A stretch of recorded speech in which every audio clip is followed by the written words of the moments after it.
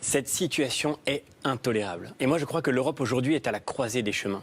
Elle joue son avenir pour partie sur cette crise. Pendant trop longtemps, nous avons donné l'image de l'impuissance. Et Erdogan le sait très bien. Et sa force n'est liée qu'à notre faiblesse aujourd'hui. La question, c'est est-ce que nous sommes capables de répondre au bras de fer qu'il est en train d'engager? Ce bras de fer est d'autant plus coupable qu'il prend pour objet de négociation, de chantage, des victimes civiles qui sont jetées sur les routes de l'Europe et qui sont utilisées comme on utiliserait un bouclier humain, mais cette fois-ci d'une manière offensive. Il faut dire non à ce chantage, il faut maîtriser nos frontières. Qu'est-ce qu'on fait? Et il faut maintenant prendre M. Erdogan à son propre jeu et lui dire, si vous voulez jouer avec nous sur ce terrain-là, alors c'est très simple, nous aussi nous avons des moyens de pression. D'abord, nous devons suspendre, et ça nous le disons, nous les députés européens de droite, depuis des mois maintenant, nous devons suspendre les aides que nous versons à la Turquie. Ce pays déstabilise toute la région, il est inconcevable que nous continuions de financer ce régime. Deuxièmement, nous pouvons suspendre les visas qui sont attribués à des citoyens turcs. Nous n'avons aucune raison de continuer de coopérer avec la Turquie et d'accueillir sur notre sol de manière légale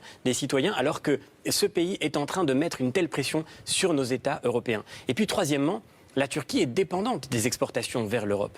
Nous devons remettre en cause, assumer de remettre en cause le partenariat douanier qui nous lie avec la Turquie. Et alors on verra si M. Erdogan parle aussi fort. Il n'y a aucune raison que nous cédions à ce chantage. Et si nous le faisons aujourd'hui, alors il est très clair que nous donnerons le signal que l'Europe ne sait pas maîtriser ses frontières. Or nous devons, et on le voit très bien, nous devons à l'équilibre du monde de demain de maîtriser nos frontières pour pouvoir accueillir dignement ceux qui sont éligibles à l'asile, ceux qui ont droit à notre solidarité, mais pour ne plus jamais subir une telle situation incontrôlée. Et concrètement, qu'est-ce qu'on fait? Il y a d'ores et déjà aujourd'hui des milliers, peut-être des dizaines de milliers de migrants aux frontières de la Grèce. Qu'est-ce qu'on fait? On les empêche de rentrer? Il y a un certain nombre de pays européens qui sont volontaires pour prendre 1500 enfants, par exemple. Est-ce que c'est une bonne démarche?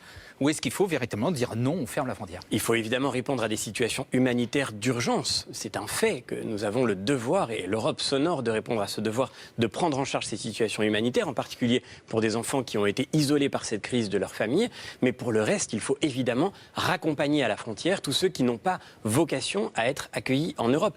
Aujourd'hui, nous avons devant nous la situation de personnes qui, pour certaines d'entre elles, ont été sorties de prison par M. Erdogan pour être emmenées en bus jusqu'à la frontière avec la Grèce.